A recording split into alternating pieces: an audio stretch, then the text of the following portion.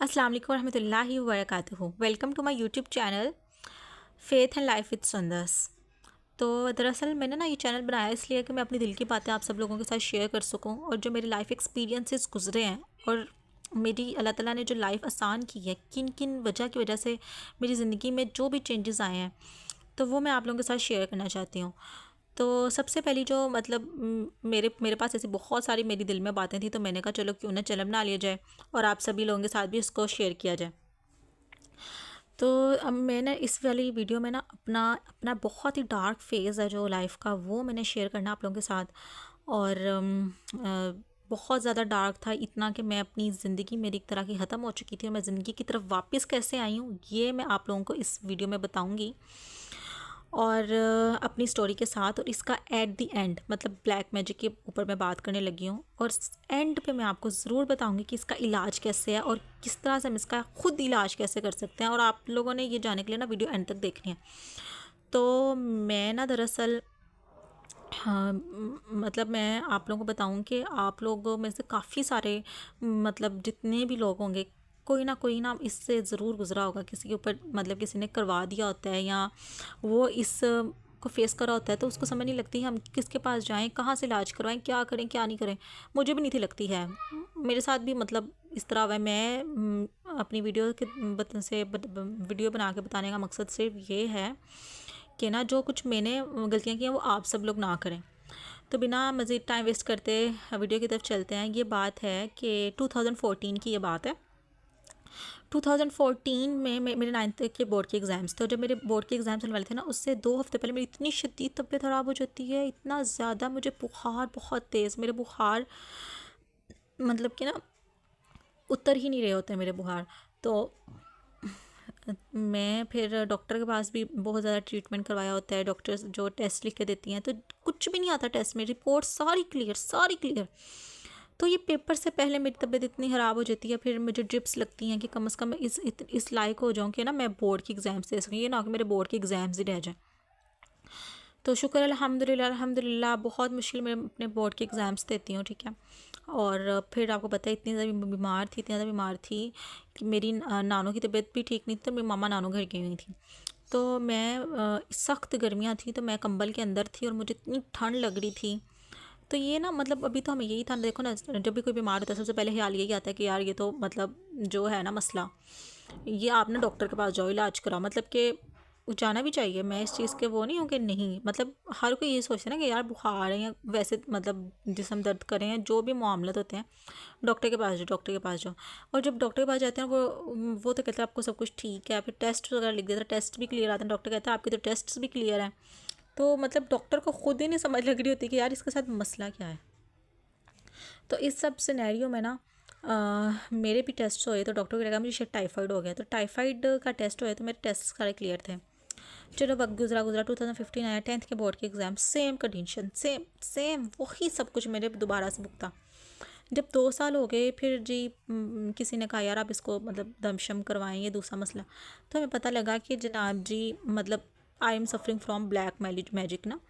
तो पहले तो देखें, इतने लोग कहते हैं यार ये कुछ नहीं होता, ये ऐसा वैसा। सबसे पहले तो ये बात है कि काला जादू एग्जिस्ट करता है, और ये हमारे नबी पाक सल्लल्लाहु अलैहि वसल्लम ने भी बताया कि हाँ, जादू जो है उन पर भी हुआ था। हमारे नबी पाक सल्लल्लाहु अलैहि वसल्लम पर जादू हुआ था। तब जो अल्लाह ताला ने सूरत फलक और सूरत नास उतारी थी, ठीक है। तो कि उनको कहा था कि आप ये आयत पढ़ते जाएं, तो आपकी जो जिस जादूगर ने उनके ना जादू गिरा करके लगा दी थी, तो वो गिरें खुलती जाएंगी, एक एक आयत पढ़ेंगे ना आप। तो खैर जादू जब हमारे प्यारे नबी पाक इस दोनों जहानों के लिए रहमत बना के भेजे गए उन पर हो गया, तो हम किस खेत की मूलियाँ। तो ये नहीं हो कहना चाहिए कि हम नहीं हो सकता, जादू होता है, नहीं एग्जिस्ट नहीं करता है, ये जादू नजर बद इस्लाम में मौजूद है। अच्छा जी, अच्छा आगे चलते हैं। अच्छा 10th क्लास में भी मेरे साथ सेम कंडीशन हुई, वही सब कुछ मेरे साथ फिर हुआ। अब फर्स्ट अब मैं आपको बताती हूँ कि मैं इतनी मतलब ख्वार हुई हूँ, इतनी ख्वार हुई हूँ इलाज के सिलसिले में। कभी किसी ने बता देना इधर जाओ, कभी किसी ने कह देना उधर जाओ इलाज करवाने के लिए, ठीक है। इवन के मसाजिद के अंदर भी जो भी होते हैं वो करने के लिए कि जी आप आएँ, और फिर वो, तो मेरा दिल ही नहीं मानता था। और मैं, वो कहते हैं ना कि मर्ज़ भरता गया जूं जूं दवा की, तो मेरा भी मर्ज़ ना भरा ही है, मतलब कम नहीं हुआ मेरा मर्ज़, मज़ीद बिगड़ता गया बिगड़ता गया बिगड़ते गया। और आप लोग यकीन मानें कि मैं इस काबिल भी नहीं रही थी कि मैं जो है ना एक सोशल लाइफ है वो जी सकूं। वो अपनी जो भी मतलब एक इंसान, आम इंसान को क्या चाहिए, उसको सेहत चाहिए, उसको अपनी वो जो अगर तालीम हासिल करा वो हर जगह मतलब सुकून से जाके हर चीज़ करें। मैं कुछ भी करने के काबिल रही नहीं थी। आप लोग बस ये इमेजिन करें, मैं मज़ीद इसमें डीप नहीं जाना चाहती, लेकिन यही सब मेरे साथ हो रहा था। फिर मतलब कि मेरा दिल नहीं मानता था कि यार आप देखें जो भी इलाज करते ज़रूर करते होंगे बुज़ुर्ग, बहुत अच्छे हैं, जाना चाहिए, करवाना चाहिए अगर कोई अथेंटिक। लेकिन आजकल के दौर में आप मुझसे लिखवा लें, कोई भी अथेंटिक नहीं है जो आपका इलाज करे इसका। इसलिए आप लोगों को अपना इलाज जो है वो खुद करना है। तो हम जो तुम बैठे होते हैं, आप लोगों को कहते हैं ना जाएं 3-4 दिन पुराना कपड़ा लेकर आ जाएं, कपड़ा मुराद है जो उनसे आपने कपड़े पहने हैं ना, तो वो कहते हैं धुले हुए ना होने चाहिए। आपने कोई ऐसा लेके आना है जो आपने 4 दिन लगातार आपने कपड़े पहने हो, ठीक है, आपने उसकी कोई बनियान ले आनी, कोई शर्ट ले आनी, ये लेकर आना है। तो जो भी आप लोगों को कोई ऐसा काम कहता है ना, चाहे वो मस्जिद में ही बैठ के इलाज कराओ, वो इलाज नहीं होता ये, वो ब्लैक मैजिक ही होता है एक तरह का, क्योंकि उन्होंने आपके कपड़े और पुराने कपड़े सूंघ कर क्या करना होता है, ठीक है ना। वो असल में अगर हम किसी के पास जाएँ तो हमको कोई कहता है ना, तो हमें लगता है तो बहुत पहुंचा हुआ है। कोई आपको कहेगा अच्छा आपको याद है आप फ़लाने वक्त में सीढ़ियों से गिरी थी, तो हाँ अभी कल परसों आप सीढ़ियों से गिरी हैं, तो वो कहेगी कि हाँ हाँ यार मैं तो मतलब मुझे तो किसी ने देखा भी नहीं था, मैं तो तब घर में अकेली थी, इनको कैसे पता है, तो बड़ा पहुंचा हुआ बुजुर्ग है। असल में बात ये होती है कि करीन जो है अल्लाह ताला ने पैदा फरमाया हर एक इंसान के साथ ना, उसका ये जो जिन है वो भी उसके पैदा होने के साथ ही पैदा हो जाता है, और फिर वो मतलब कि उसके साथ साथ रहता है। जिस तरह के वो जो होते हैं ना, ये आलिम लोग जो होते हैं, जो भी आलिम कह रही हूँ, सॉरी सॉरी मुझसे गलती, आमिल लोग जो भी होते हैं, आमिलीन जो होते हैं, वो उन जिनके साथ कन्वर्सेशन करके तो वो आपके जो सीक्रेट्स होते हैं जो कि बस आपको पता होते हैं और किसी को भी नहीं पता होते, तो फिर हमें लगता है यार इसको कैसे पता लग गए, तो फिर हमें लगता है बहुत पहुंचा हुआ है। ऐसा कुछ नहीं होता, ठीक है ना। तो हाँ, वो फिर आप लोगों को कहेंगे, फिर आपको तवीज़ लिख देंगे, फिर आपको बत्तियां बना के देंगे कि आप लोगों ने जलानी है इसको।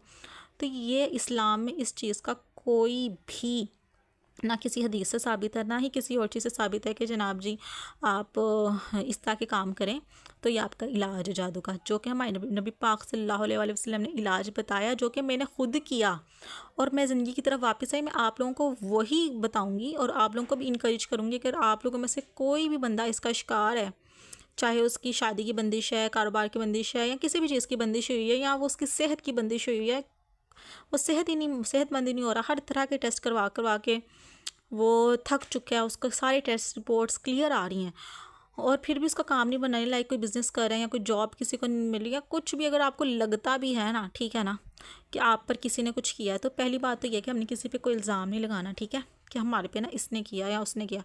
जो मर्ज़ी करता फिर है वो खुद अपना अंजाम खुद भुगतेगा, क्योंकि अल्लाह ताला ने फरमाया ये तो इस्लाम में भी है ना कि जो भी जादू करता और करवाता वो तो है ही जहन्नमी। और दूसरी बात यह है कि वो तो दायरा इस्लाम से ही खारिज हो जाते हैं, जो कि जादू करने वाले और करवाने वाले दोनों ही, तो उनकी सज़ा अल्लाह ताला ने खुद ही देनी है। वो क़यामत वाले दिन उनका हिसाब हो जाना है, उनको अल्लाह पे छोड़े, उनकी रस्सी अल्लाह ही पकड़े पकड़े, ठीक है। हम लोगों ने किसी के पास जाकर लड़ना या फिर क्योंकि इसका कोई सबूत नहीं होता तो इल्ज़ाम वगैरह किसी पे लगाने का कोई फ़ायदा नहीं है, नहीं हो इतना ज़रूर कह दूँगी करवाते अपने ही है, क्योंकि बाहर के लोगों को ना कोई मसला नहीं कि आपकी ज़िंदगी में क्या हो रहा है क्या नहीं हो रहा।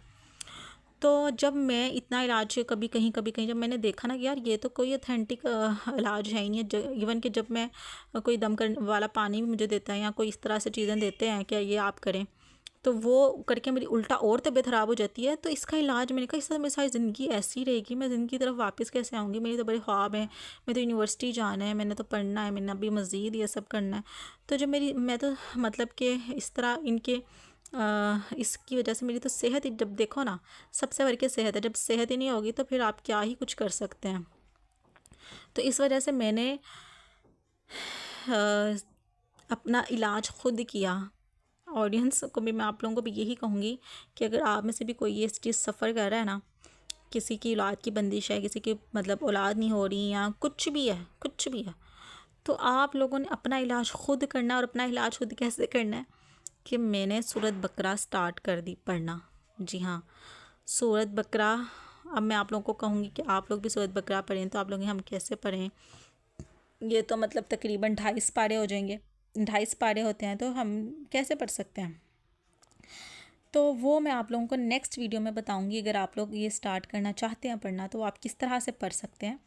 लेकिन अभी के लिए मैं आप लोगों को बता दूं कि मैंने सूरत बकरा पढ़ना स्टार्ट कर दी, और जब मैंने सूरत बकरा पढ़ी तो मैं अल्हम्दुलिल्लाह अपने आप को इतना बेटर फ़ील किया कि मैं बता ही नहीं सकती। क्योंकि ये तो हमारे नबी पाक सल्लल्लाहु अलैहि वसल्लम ने फरमाया है कि जो सूरत बकरा का जो मतलब तौर है, वो इस सूरत बकरा जो जादू का तौर करता है ना, इस दुनिया का जो बड़े से बड़ा भी जादूगर है ना, वो सूरत बकरा का मुकाबला नहीं कर सकता। ठीक है ना।